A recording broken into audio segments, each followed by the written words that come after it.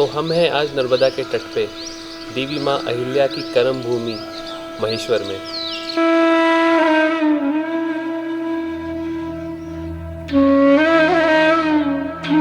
आज मैं आपको बताऊंगा महेश्वर की कुछ ऐसी खास और रहस्यमयी बातें जिसके बारे में आप आज तक तो अनजान होंगे।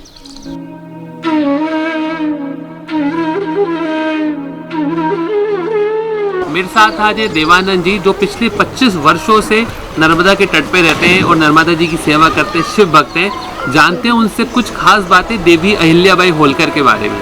देवानंद जी, कहा जाता है कि देवी अहिल्याबाई इंदौर छोड़ करके महेश्वर आ गई थी, उसका क्या रीज़न था? अहिल्याबाई शुरू से मतलब बचपन से ही वो धार्मिक वातावरण में पली थी और धार्मिक उनका विचार था। उनका पूरा जीवन ही धर्म कर्म में बीता था। उनकी शादी भी मतलब हुई, लेकिन वो उनके पति उनके पास में रहे नहीं, तो संसार से एक तरह से वैराग्य हो गया।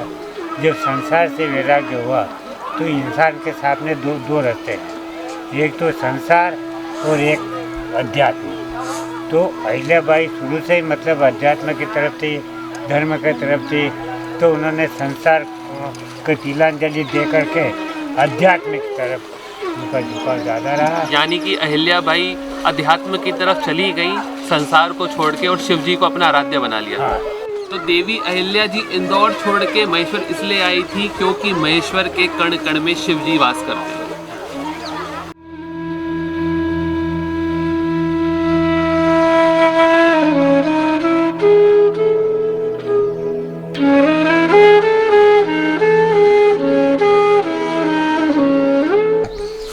माँ अहिल्याबाई सिर्फ एक शिव भक्त नहीं थी, वो साथ ही साथ में एक बहुत अच्छी शासक भी थी और उन्होंने अपने शासक का जो धर्म और कर्म है बहुत अच्छे से निभाया।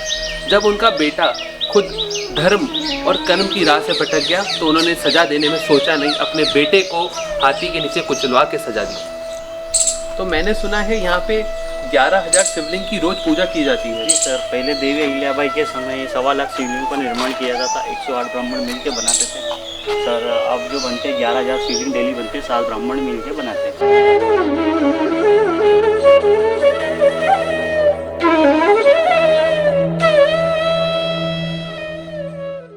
और अब हैं हम लाबूस कैफ़े में।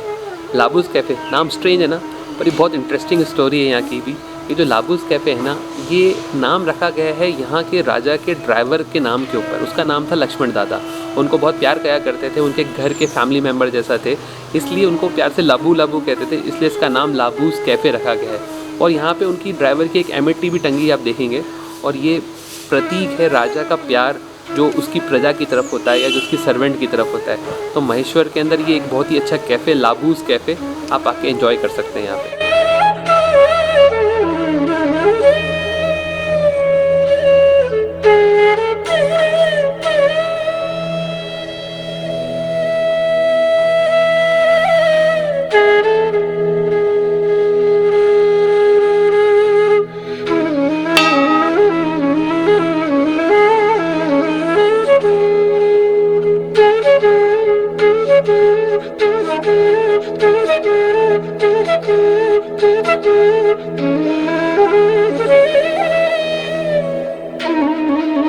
तो मेरे साथ हैं अब पंडित अश्विन झावरे जी, और वो हमें बताएंगे कुछ खास बातें यहाँ के प्राचीन प्रसिद्ध काशी विश्वनाथ मंदिर के बारे में। तो अश्विनी जी, कैसा है इस मंदिर के बारे में? ये काशी विश्वनाथ मंदिर जो है शिव पंचायत है। यहाँ पर क्या है, 5 देवी देवता हैं बैठा हुआ है, और यहाँ पर क्या है कि हाई कोर्ट के बराबर है। यहाँ पर क्या है, तत्काल डिसीजन होता है। आपने कोई भी अर्जी लगाई है तो तत्काल आपकी अर्जी को यहाँ स्वीकार हो जाती है। यहाँ पर आपने देख रहे होंगे कि जो नंदी जो बैठे हुए हैं कटघरे में बैठे हुए हैं, ये क्यों बैठे हैं? ये इसलिए बैठे हुए हैं कि ये जो नंदी जी वो सामने शालीवाद जो बना है वहाँ पर चले जाते थे चल। आपने वहाँ देखा होगा सुबह कछुआ बना हुआ है, तो कछुआ क्या होता था, उनको लेकर आता था। और फिर क्या है, यहाँ के जब पहले जो रहवासी थे उन्होंने फिर ये कटघरे में डाल दिया ताकि ये बार बार नंदी जी वापस उधर चले नहीं जाए। यानी कि खास बात ये है कि ये जो मंदिर है ये एक तरीके का हाई कोर्ट या सुप्रीम हाई कोर्ट कोर्ट के है। बराबर। तो अपनी जो भी अपन अर्जी लेके आएंगे, यहाँ शिव जी और उनके साथ जितने भगवान बैठे हैं वो पंचायत के अंदर आपका डिसीजन हाथ में दे देंगे, हाथों हाथ कर देंगे। आपकी जो अर्जी है वो पूरी कर पूरी देंगे। कर देंगे। और जो नंदी जी है यहाँ पे कटघरे में इसलिए क्योंकि नंदी जी यहाँ से वहाँ चले जाया करते उस थे, बार चले जाते हैं, इसलिए उनको कटघरे में रखते हैं। तो ये लगभग कितना पुराना ये मंदिर है? बहुत प्राचीन मंदिर है, बहुत पुराना मंदिर, देवी अहिल्याबाई से भी पुराना। तो क्या हम ये कह सकते हैं कि ये जो मंदिर है ये महाभारत या रामायण काल से चला आ रहा है? महाभारत कालीन युग ये महाभारत के काल से ये हाँ, मंदिर यहाँ पे बना स्थित है। स्थित है।